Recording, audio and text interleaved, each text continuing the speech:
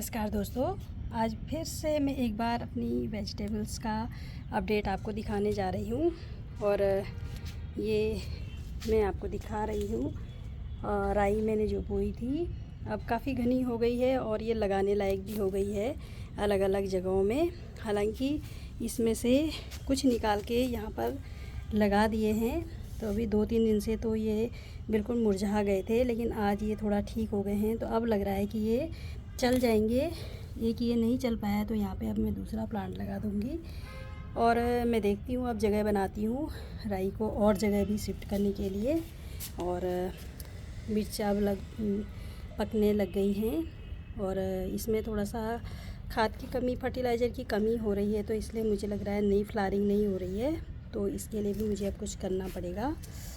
और ये वाला प्लांट मैंने रिपोर्ट करते समय लगाया था, तो अब आप देख सकते हैं ये हेल्दी हो गया है। और एक ये वाला प्लांट भी, ये ज़्यादा हेल्दी नहीं हो पाया है, लेकिन ये वाला प्लांट भी मैंने उसी समय लगाया था, तो अब ये भी वर्क कर रहा है। ये मैं आपको दिखा चुकी हूँ। और ये वाले मिर्ची के प्लांट बहुत ही डल हो रहे थे और मैंने ये रिपोर्ट कर दिए थे इस 8 इंच के गमले में।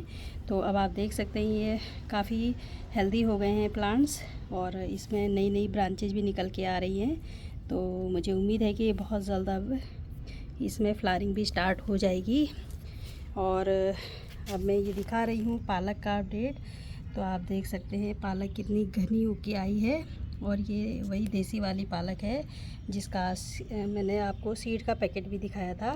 तो इसमें से कुछ हार्वेस्ट करने लायक हो गई है और जो है कुछ छोड़ देंगे तो फिर इसके पत्ते भी बड़े बड़े हो जाएंगे। इसको स्पेस चाहिए होगा तभी ये पत्ते बड़े बड़े हो पाएंगे। तो और ये वाला प्लांट मेरा मिर्ची का बहुत हेल्दी है और इसमें मिर्ची भी काफ़ी सारी लग रही हैं, पर इसमें भी मुझे अब फर्टिलाइज़ करना पड़ेगा क्योंकि ये नॉर्मल सॉइल में लगा दिया था पापा जी ने। और इसके बाद मैं आपको दिखाती हूँ मूली का अपडेट। तो मूली के आप देख सकते हैं पत्ते कितने, इसको स्पेस मिल रहा है इसलिए इसके पत्ते कितने चौड़े चौड़े हो रहे हैं, ये आप देख सकते हैं। और ये शायद इसमें ओगल उगाई है, तो ओगल का सीज़न तो नहीं है, पता नहीं कैसे उगाई है।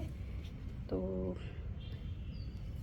मूली का एक और मैंने इसमें लगवाया था, तो इसमें भी काफ़ी बड़े बड़े और काफ़ी चौड़े चौड़े पत्ते हो रहे हैं, पत्ते हार्वेस्ट करने लायक हो रहे हैं और पहाड़ी साग में डालने के बिल्कुल लायक हो गए हैं। तो ये मैंने सब्जियों का अपडेट दिखाया आपको और अब मैं दिखाती हूँ अपने मैरीगोल्ड की कटिंग का अपडेट। तो मेरी मैरीगोल्ड की कटिंग भी चल गई हैं अच्छे से और काफ़ी हेल्दी हो गई हैं।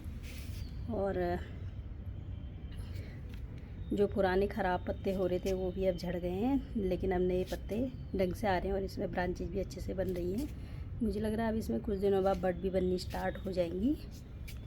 तो ये भी अच्छे से चल गए हैं।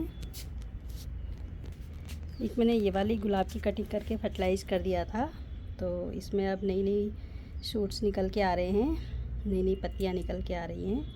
तो अब इसने भी ग्रोथ स्टार्ट कर दी है और लगभग सभी जगह से इसमें नई ग्रोथ निकल के आ रही है। ये नीचे से भी इसमें नई ग्रोथ निकल के आ रही है। दूसरा प्लांट भी मैं दिखा देती हूँ। ये दूसरा वाला प्लांट है, इसमें एक बड भी बन गई है, इसमें एक बड निकल के आई है और नए सूट्स निकल कर के प्लांट अब ग्रोथ दिखाने लगा है। और इसमें रूट बाउंड हो गया था तो इसलिए बिल्कुल भी इसमें नए पत्ते नहीं निकल रहे थे, लेकिन अब आप देख सकते हैं इसमें बड सहित सारे नए पत्ते और नए सूट्स निकल के आए हैं। तो ये भी अब ठीक होने चला है।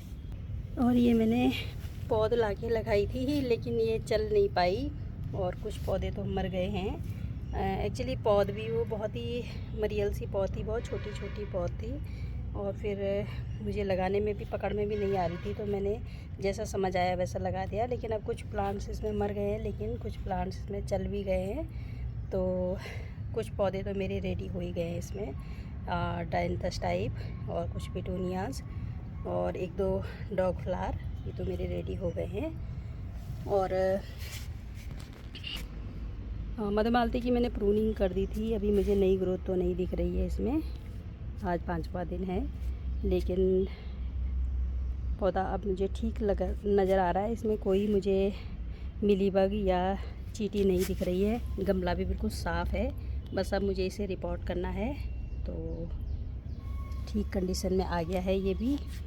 एक ये मेरा देसी गुलाब है जिसकी मैंने प्रूनिंग कर दी थी, और अब आप देख सकते हैं इसमें कितनी इनॉर्मस ग्रोथ हो रही है।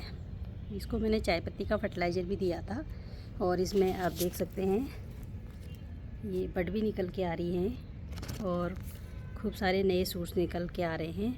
ये नीचे से ही घना होने वाला है, और यहाँ पर आप देख सकते हैं कितनी सारी बड निकल के आ रही हैं। एक साथ 5 बड निकल के आई हैं। तो चाय पत्ती का फर्टिलाइज़र ज़्यादा इफ़ेक्टिव रहा ऐसा मुझे लग रहा है, तो मैं अब दूसरे प्लांट्स को भी देने वाली हूँ। और बुगिनविलिया भी अब रिपोर्टिंग के बाद खुश लग रहा है, और इसकी जो कलियाँ बन रही थी वो भी अब अच्छी हो गई हैं। और पुरानी बड में भी नई कलियाँ निकल के आ रही हैं।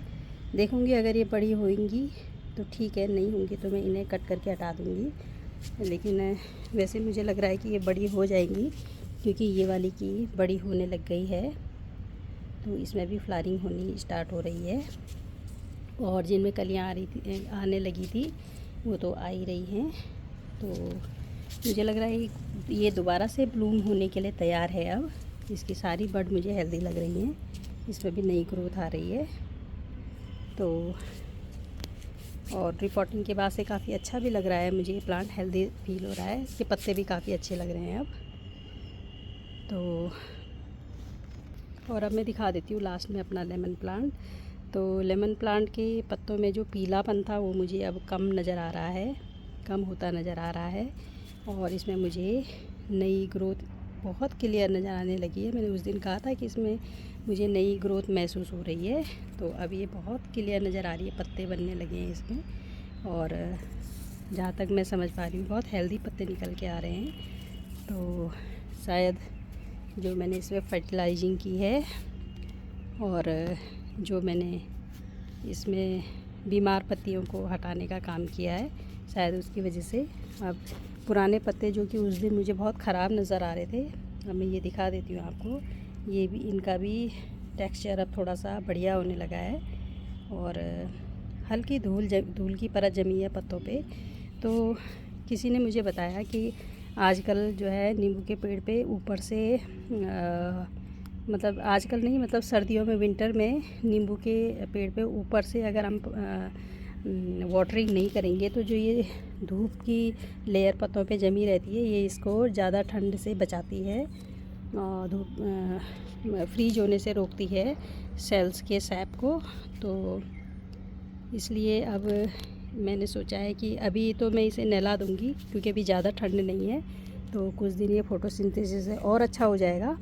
लेकिन उसके बाद जब कड़ाके की ठंड पड़ेगी उस दौरान मैं इसको ऊपर से पानी नहीं दूंगी, सीधे गमले में पानी डालूंगी। और ये मुझे मेरे किसी नोन ने सजेस्ट किया है, और मुझे ये बात उनकी जच गई, सही लगी मुझे कि ज़्यादा कोल्ड में इसका ये पत्ता भी मुझे ख़राब लग रहा है, जो मैं निकालना भूल गई थी, तो मैं इसे निकाल रही हूँ। और तो ये बात मुझे जच गई कि नींबू की पत्ती पे जो धूल की लेयर बनी रहती है वो इसे जब फ्रीज होने वाला विंटर होता है उस समय टेम्परेचर से बचाता है। तो इस बार मैं ऐसा ही करने वाली हूँ, ये मेरा नया एक्सपेरिमेंट होगा इस बार। अभी नहीं, थोड़ा ज़्यादा ठंड जब पड़ने लगेगी तब के लिए ये मेरा एक्सपेरिमेंट होगा। और अभी तो मैं इसे संडे को नहला दूँगी पूरा, ताकि जो है इसकी पत्तियाँ साफ़ धुल जाएं और ये अच्छे से फ़ोटोसिंथेसिस कर ले, तो जो हल्का पीलापन अब रह गया है वो भी ख़त्म हो जाए, जो अंडर वाटरिंग की वजह से इसमें आ गया था। हालांकि अब मुझे पत्तों का टेक्सचर इसमें बहुत अच्छा लग रहा है। जिस दिन मैंने इसको ट्रीटमेंट किया था उस दिन से तो मुझे पत्तों का टेक्सचर अब बहुत ही अच्छा लग रहा है। तो मुझे उम्मीद है कि ये भी प्लांट मेरा ठीक हो चला है। तो दोस्तों, मेरी वीडियो को आखिरी तक देखने के लिए आप सबका बहुत बहुत आभार। आपका प्यार और समर्थन मुझे लगातार मिल रहा है और आगे भी मिलता रहेगा, ऐसी उम्मीद है मुझे। तो देती हूँ विराम यहीं पर वीडियो को। मिलती हूँ नए कंटेंट के साथ अपनी नई वीडियो में। तब तक के लिए हैप्पी गार्डनिंग फ्रेंड्स।